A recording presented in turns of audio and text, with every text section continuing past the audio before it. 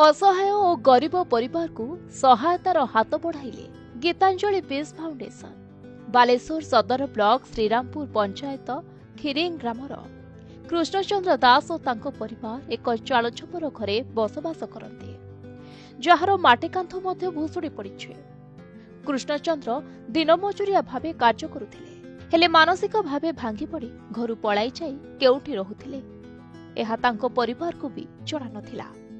घरे स्त्री और दुई झियो पर घरे काम करी स्त्री जहा रोजगार करती सेथिरे तांको परिवार चले। काम करी दुई झियोंको विवाह मध्य कराइछन्ती, किंतु कृष्णचंद्रंकर कोनोसी खोज खबर नथिला। मानसिक स्थिति सामान्य ठीक हेबा परे 27 वर्ष पर घर को फेरिछन्ती। घर को फेरिबा पूर्वरु दुर्घटना तांकर गोटे गोड़े गभीर आघात लागिथिला। से चलाबुला करि पारु नाहांती। चिकित्सा निमंते जिला मुख्य चिकित्सालय जाइछन्ती, तांको गोड़ भल होई नाही। परिवार पाखरे अधिक चिकित्सा पाई टंका मध्य नाही। मो बापा आज 27 वर्ष है घर छाड़ी पलई थे। माँ आम छोट दी भौणी छोट छोट थिलु। माँ लोकदार रांधा काम करी आमको पाली थे, पेट पोषी थे, आमको पाठ पढ़ई थे, बाहा देइथिले। आउ एबे तो आमर बापा फेरी 27 वर्ष पर फिर गुड़ तांकर भांगी जाइए, चली पार ना बापा। आउ माँ लोकदार काम करथुले आसचंती। आसला पर एबे तो आमर घर नाही, आमे आम काका घर अच्छु। आउ आमर एठी समाजसेवी से भी गीतांजलि दीदी आसचंती, सी हमको साहाय्य करचंती। मैं सोचती हूँ कि ये गरीब महिला तो इतना कैपेबल नहीं है कि वो उनका ट्रीटमेंट करा सके।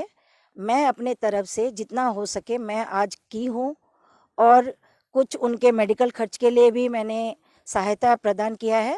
और उनका जो मेडिकल आगे का जो भी खर्चा होगा, या तो उनका ऑपरेशन पड़ेगा या कुछ भी उनको व्हीलचेयर की भी ज़रूरत पड़ेगी, तो मैं उस कार्य को करने के लिए तैयार हूँ।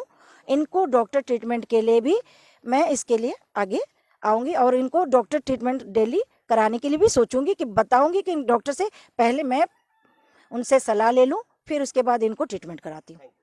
तेबे गरीब परिवार दुख जानिबा परे परिवार पाखरे पहुंची सामाजिक संगठन गीतांजलि पीस फाउंडेशन। परिवार समस्त समस्या बुझिबा सह चूड़ा, मुढ़ी, बिस्कुट, चाउल, डाली आदि विभिन्न खाद्य और कम्बल प्रदान करिसंती। चिकित्सा पाई आर्थिक सहायता प्रदान करिसंती। आगको मध्य साहाय्य और सहयोग करबा नै प्रतिश्रुति दैथिले।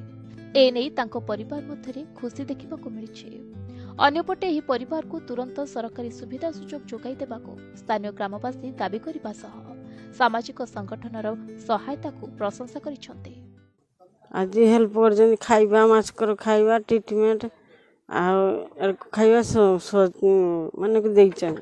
गीता खाइबा, कंबल, शर्ट पैंट देइछन। पैसा समस्या तो सी आज 27-28 वर्ष धरी कार्ड जाइथिला ता देखा मिलुथिला। एबे ताकू से एक्सीडेंट हेगी, ताकू किछि लोक आनी छाड़ी दे गले। आ तार तो घर थिला जदिवा भांगी भंगा जाइछि, किछि नाही। ता स्त्री जाइकि घर काम दाम करे, गुआल काढ़े। आ छुआ दीटा बाहा हो झीरा। तार तो किछि नाही होगा। सरकारी किछि साहाय्य कले आमे ग्रामवासी किछि उपकृत हबु बोली आशा करू। बालेश्वर प्रदीप कुमार बीरांको रिपोर्ट, प्रतिदिन टीवी।